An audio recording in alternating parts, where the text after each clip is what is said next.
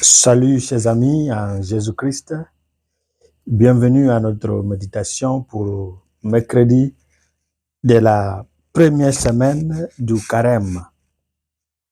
L'Église nous propose la prophétie de Jonas, ou le livre de Jonas, chapitre 3, versets 1 à 10.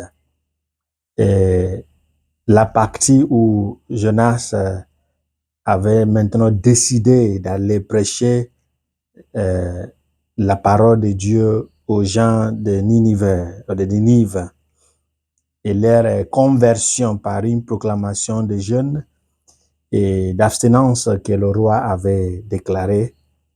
Et l'évangile nous parle d'ailleurs c'est l'évangile selon Saint Luc chapitre 11 verset 29 à 32 où Jésus disait à la foule que le signe d'ailleurs qui sera donné à cette génération, c'est le signe de la reine de Saba et du peuple de Ninive. Ce qui montre que une dame, une reine qui vient de loin, des extrémités de la terre, est venue en Israël chercher la bénédiction de Dieu qui se trouve dans un roi d'Israël, pendant que le peuple d'Israël ne considérait pas ce qu'ils ont chez eux. Et le peuple lointain, lorsqu'on leur a dit, en parlant de Ninive, qu'ils ont fait du mal, ils n'ont pas voulu faire des débats. Ils ont accepté, ils ont déclaré un jeûne, ils ont déclaré un temps de prière parce que ce qu'on leur a dit était vrai.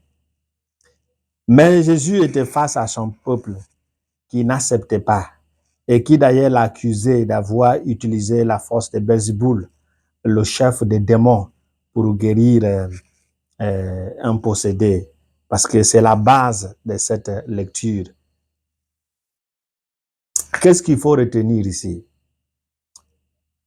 La première lecture nous montre que face à la parole de Dieu, aucun pécheur ne dépasse la conversion.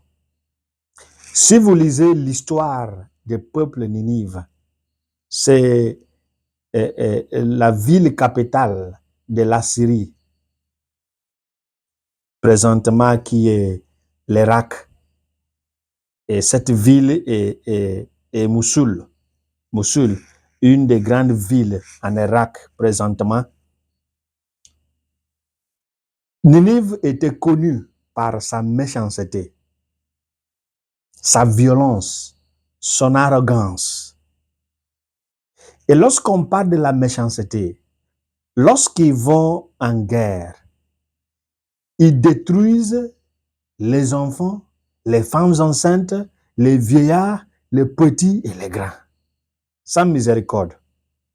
C'est une expression de la méchanceté de la dernière catégorie.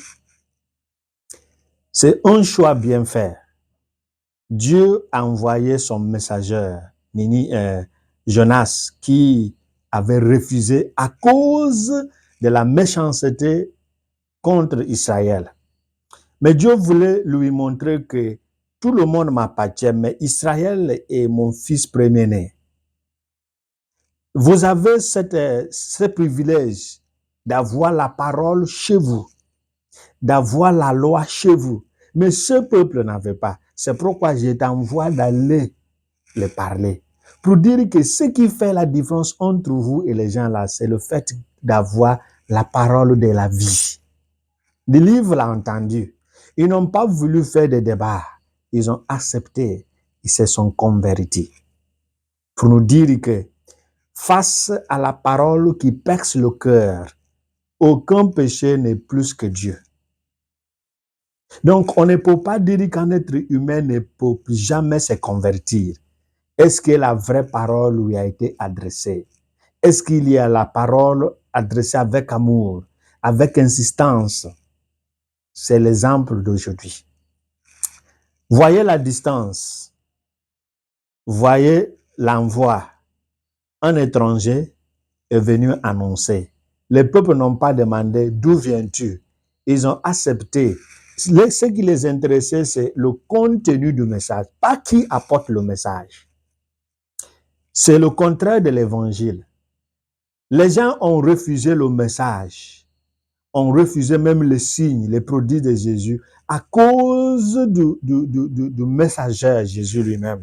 Parce que on connaît d'où il vient, on connaît ses parents, on connaît ses frères et sœurs. Et tout ce qu'il va faire, on lui dit qu'il a fait avec la force démoniaque, Belzéboul. Une dame dont la foule a dit, heureuse la dame, la femme qui t'a enfanté, le sein qui t'a nourri. Jésus a dit, heureux plutôt celui qui entend la parole de Dieu et la met en pratique. C'est sur cette base aussi qu'il s'est lancé dans l'évangile du jour, en disant,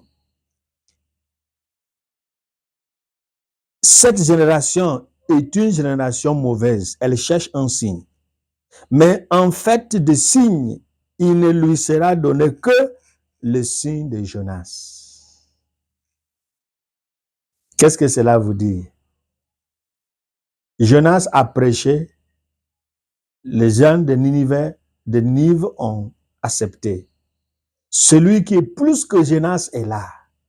Il a tout fait, plus que Jonas, mais on ne change pas. Au jour du jugement, il sera pire. La reine de Saba a entendu parler de Salomon. Elle a laissé son pays pour venir puiser de la richesse qui se trouve chez le peuple d'Israël. Mais c'est un homme que son peuple ne respectait pas trop. Mais une dame est venue de loin pour chercher la bénédiction venant de cette sagesse. Et en rentrant aussi, il a demandé qu'on lui accorde la grâce de prendre de sable venant de la terre d'Israël pour aller chez elle. Un signe qu'elle était venue en Israël. Un signe de bénédiction. Donc, on a beaucoup entendu. Même de la rue, il y a la parole de Dieu. À la radio, il y a la parole de Dieu. À la télé, il y a la parole de Dieu. Dans la vie de ma soeur, de mon frère, à l'église, partout, qui dira qu'il n'a pas entendu? Est-ce que nous avons le temps de regarder à l'intérieur de nous-mêmes? Ou bien on commence à dire, mais qui t'a autorisé? Tu as étudié où? Tu as fait quelle théologie? Qui t'a ordonné prêtre? Qui t'a ordonné pasteur? Des fois, oui, on sait que beaucoup de pasteurs n'ont pas beaucoup étudié. Mais ce qu'ils disent, est-ce que ça reflète la parole de Dieu selon vous? Si c'est vrai, en parlant de la conversion du péché, acceptez-le. Ne demandez pas s'ils ont étudié ou pas. La parole de Dieu reste la parole de Dieu. C'est un laïc qui te prêche. Ce qu'il dit, est-ce que c'est vrai? Si c'est vrai, accepte. Ne demandez pas qu'il a formé. Tout le monde ne doit pas être formé en plein cours de théologie, des grandes études, mais le contenu, est-ce que ça mérite d'être écouté? Si c'est vrai, il faut écouter pour changer la vie, pour se transformer, pour se convertir. Ne demandez plus beaucoup de signes. Montre-moi pourquoi. Montre-moi, dis-moi pourquoi. Ce qu'on t'a déjà dit, est-ce que c'est vrai? Si c'est vrai, il faut l'accepter. C'est ça, le carême. Accepte. Et c'est pourquoi le psalmiste nous dit, hein, c'est mieux de le lire, comme ça on va. Il dit, tu ne repousses pas, oh mon Dieu, un cœur brisé et broyé. Ça, c'est le psaume 51, verset 19. Dieu ne repousse pas un cœur brisé et broyé. C'est la prière la plus haute qu'un individu peut faire. La conversion, l'humilité. Ninive, connu par l'arrogance, n'était plus arrogant. Mais selon d'autres prophéties, Ninive sera détruit. Ça, c'est une autre chose. Mais aujourd'hui, Ninive n'est plus arrogant. Ninive n'a pas demandé qui t'a envoyé. Ninive a pris le message et l'a mis en pratique. Que Dieu nous bénisse, le Père, le Fils et le Saint-Esprit. Amen.